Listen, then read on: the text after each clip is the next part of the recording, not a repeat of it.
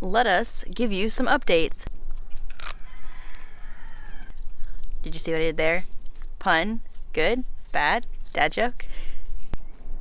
Sometimes I'll taste my lettuce to make sure it hasn't gone bitter yet. It has been an absolutely crazy week. I have barely gotten to work in the garden, except for like 5 minutes here, 5 minutes there. It's just been one of those weeks where we have so many appointments going on and so much stuff that there's some days where we leave in the morning and we're not back until bedtime, or we're only home for an hour in the afternoon and then we're right back out the door. So things have been a little bit crazy around here, but awesome stuff is happening in the garden. We have the first round of potatoes looking fabulous. I'm going to continue working on getting this area covered up, and hopefully soon. It's on the to-do list. Let's just put that. Stuff that has a time limit gets done before stuff that has an infinite limit. This is our second round of potatoes in here coming through, and then we have our third round of potatoes down there. So we kind of staggered it a little bit, so hopefully we won't have to harvest everything all at the same time, and it will give us a little bit of time to get through the curing process with stage 1 and stage 2 before we get to this third stage here. But we go through a lot of potatoes in a year, so we could definitely use all of these ones when they are ready to be harvested. I feel like the broccoli hasn't grown that much, but maybe it has, and I'm just still used to seeing it every day that I don't notice a huge difference. The cauliflower looks about the same. I haven't noticed huge growth on that, so it might just still be getting used to being outside here in the garden. Same deal with the cabbages. Some of them are looking really good, and some of them don't seem like they have grown that much. But the cabbages and broccoli in the back garden are looking fabulous. They are looking so good. So I don't know if it's a difference in the soil, because my soil in this front garden is much more sandy. The back garden is more compost.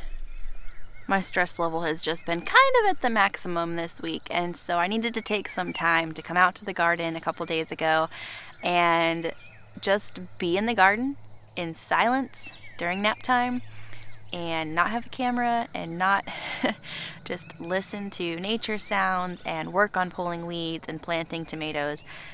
If you have not experienced how healing being in the garden can be, it is magical. When you are feeling super stressed out, you can just go out to the garden and all the stress doesn't matter in that moment when you are just working in the soil, doing the next task in front of you. It's a good thing to have. So just continuing to pluck away at getting tomatoes in and pulling out the wild onions as I go. I have 7 tomatoes in here in the front right now, and I have my cherry tomatoes in the back, and this pile of onions that I can take inside and process. One of the things I'm running into is this weed. I have no idea what it's called, but it creates these vines under the mulch and then just pops up all over, and you can see it goes very thick. So I'm thinking what I might need to do is tarp this section on the side over here. Last year I had my Roma tomatoes, and then I had some squashes down there, so I may have to tarp it and then let this kind of die before I plant stuff in here. But I have a lot more tomatoes I need to find a place for. And I'm just kind of working on weeding as I go and working on the rows as I go. Not trying to get everything done all at the same time, but just little by little as we go. But I'm feeling that overwhelm of everything needs to go in the ground right now, because everything for the summer can go in the ground when our frosts have passed and our nights are staying warm enough, and it doesn't have to though. Like, even if I don't get my cucumbers planted until a couple weeks later, I'm still going to have cucumbers and it's going to be great. But there's like this sense of overwhelm of everything has to get planted right now in this minute or I'm going to be too late. So factoring that into all of the life stress, it's good to take a minute and slow down and just do one thing at a time. One thing at a time.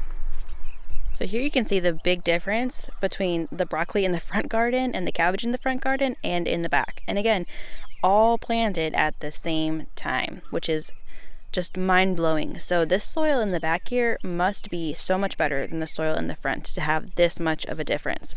We've got the peas over here. We've got onions in there and garlic kind of speckled through here. The chickens came in and helped disperse that up.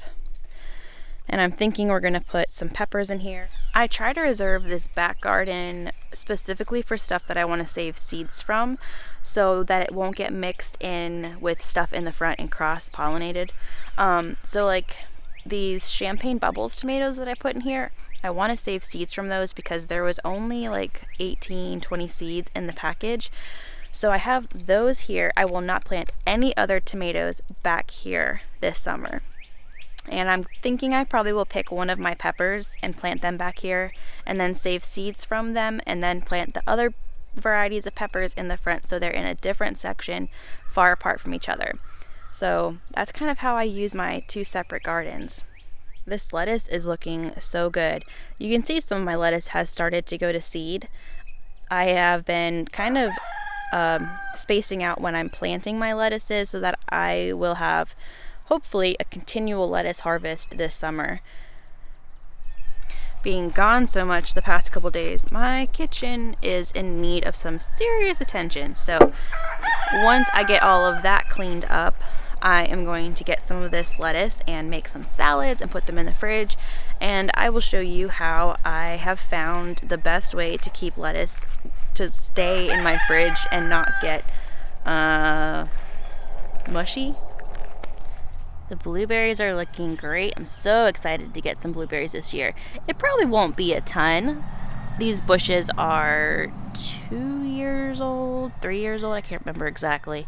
But this will be our first year actually getting blueberries off of here because last year they got zapped by a very late freeze.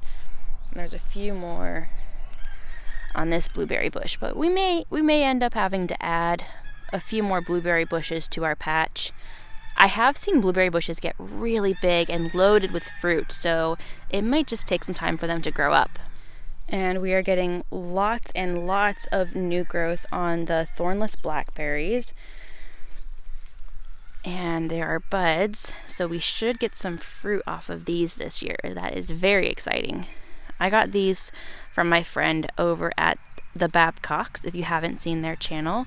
They do a lot of gardening and recipes and lifestyle videos. They are very, very cool. And she has helped me a lot with my garden. We trade plants back and forth. And the grapes are taking off too. We should see some grapes from these this year again. And the trellis is still on my to-do list. Like I said, those things that have an actual date of like when it needs to be done, they get done a lot faster than the things that just are on the to-do list. I've been letting the new pullets and the cockerel out to free range, and they've been doing a good job. I do have to put them in every night. They are not going to bed by themselves. So, but they are doing a good job. I'm hoping to get eggs soon. They'll be 4 weeks old or 4 months old next week. And I am so excited to get our first blue and green eggs. What do you think? Thank you. It's 3 o'clock in the afternoon. You can tell who's the boss in this scenario. While I'm getting the kitchen cleaned up, I'm working on processing some of these wild onions that I pulled out of the garden. I have this giant stack that I need to get through. When I'm getting these ready to go in the dehydrator, first I cut off the roots on the bottom. Then I peel off this outer layer that has all the dirt on it. And all this extra stuff in here goes out to the chickens. It'll turn into compost if they don't want it. And then I just trim off the bulb from the stem, and it's good to go.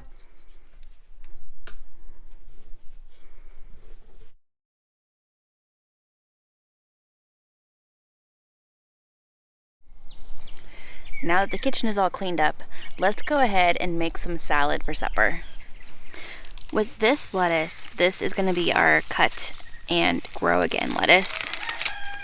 So we're just going to cut it off and throw it in a bowl.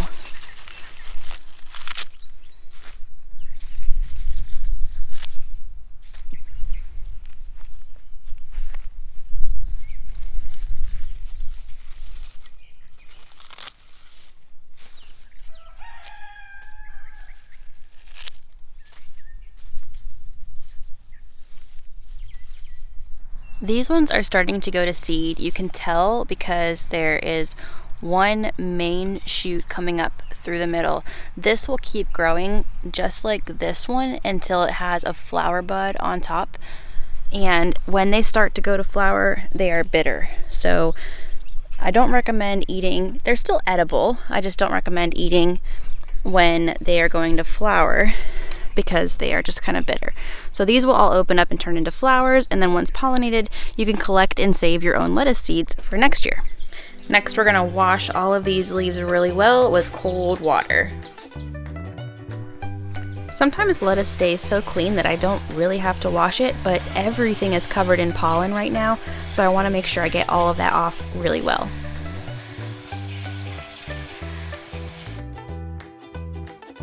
In previous years, I've cut my lettuce from the garden and washed it and immediately stored it in Ziploc bags in the fridge. And for whatever reason, it ended up getting really wilty really fast. This method this year is working out really well though. So if my lettuce isn't too dirty, I'll just wash it the one time, or I'll chop it first and then wash it really well and then put it in a bowl and put some ingredients together and mix it up and have it in the fridge. Today I'm going to wash it before I chop it and after I chop it because the pollen is just everywhere on everything.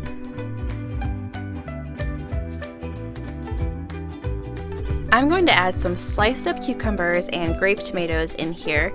These are not from my garden. My garden is not growing these yet, but in the summer, these ingredients will all be from my garden. So my salads will really depend on what I have growing in the garden, and you can make it however you want it. Use whatever ingredients you like in your salads. Today, my ingredients that I'm adding in, the cucumber, grape tomatoes, and spinach, are all from my produce box from Mill Village Farms.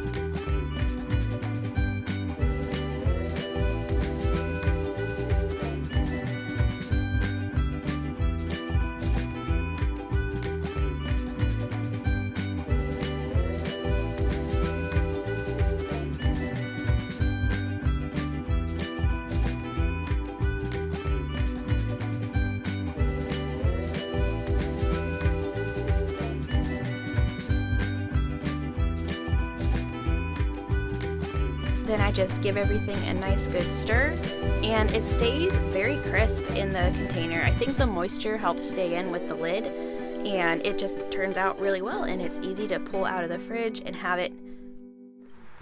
Now from here you can really make it your own. If I am doing a sweet salad dressing, I might throw some candied cranberries on there, sliced almonds, chicken, and make it into a salad that way. You can turn it into an Asian salad, add some sliced almonds, wonton strips, ginger sesame dressing, and some chicken on there again.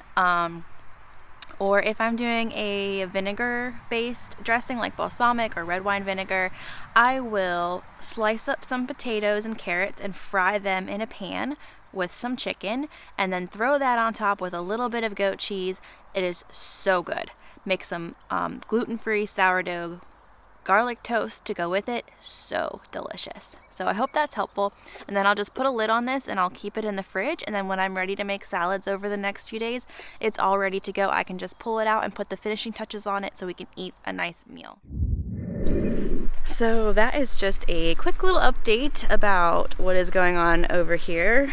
I wanted to go check on everything since it's been a crazy week and get some salads made and clean the kitchen. So yeah, that's all that's going on right now. I'm gonna start getting some more stuff planted in the ground, hopefully. Even if I only have like 5 minutes to get some stuff in the ground, I'm just gonna pop out when I have a couple minutes and get something in the ground. Because if I can just get one thing in every time I have 5 minutes, it'll be done before I know it. It feels like a lot, it feels overwhelming, but if we just take one step at a time, we can get it done. We've got this. We are gonna have a good growing season. I can feel it. Thanks for hanging out. Thanks for keeping me company, and I will see you next time.